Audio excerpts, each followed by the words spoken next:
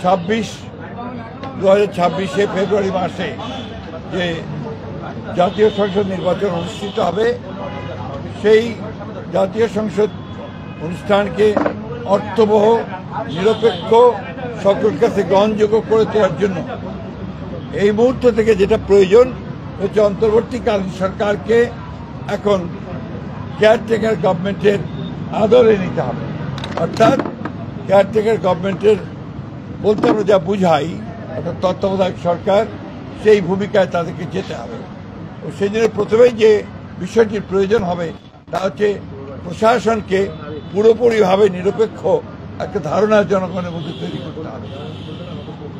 বিশেষ করে সেক্রেটারিয়েটে যারা এখনো আছেন, যাদেরকে চিহ্নিত ফ্যাসিস্টদের দোসর বলা হয়, তাদেরকে সরিয়ে সেখানে নিরপেক্ষ কর্মকর্তা দেওয়ার জন্য আমরা বলেছি যে প্রশাসনেও, জেলা প্রশাসন বিশেষ করে, সেখানেও একইভাবে ব্যবস্থা গ্রহণ করতে হবে।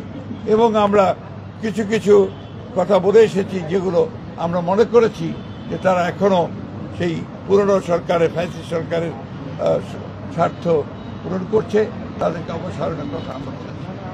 আমরা সেই সঙ্গে পুলিশের নিয়োগের ক্ষেত্রে, বিশেষ করে যে সমস্ত আপনার নতুন করে নিয়োগ দেওয়া হবে, সেই ক্ষেত্রে অবস্থা নেওয়ার কথা আমরা বলে এসেছি যে বিচার বিভাগে, বিশেষ করে হায়ার জুডিশিয়ারিতে এখনো যে সমস্ত ফ্যাসিস্টদের দোসর আছেন তাদেরকে সরিয়ে সেখানে নিরপেক্ষ বিচারকদের দেওয়ার ব্যবস্থা করতে হবে। যদিও এটা জুডিশিয়ারি ব্যাপার, তারপর প্রধান উপদেষ্টা যেহেতু সবকিছু দায়িত্বে আছেন, তার কাছে আমরা আমাদের সেই কনসার্নগুলো জানিয়ে এসেছি।